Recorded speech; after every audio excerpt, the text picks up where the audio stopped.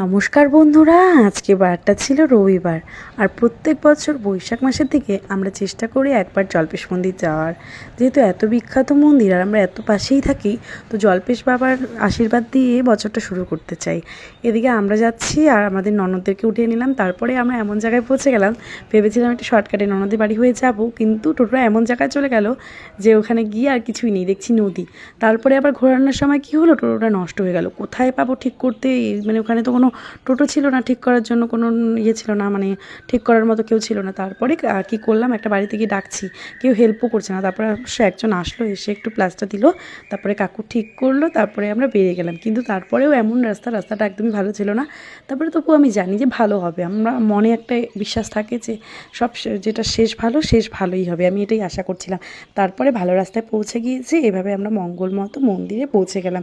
এই যে বাড়ি যাওয়ার সময়, যে এইটা আমার মামা বাড়ি যাওয়ার রাস্তা, এইখানেই আমি বড় হয়েছি।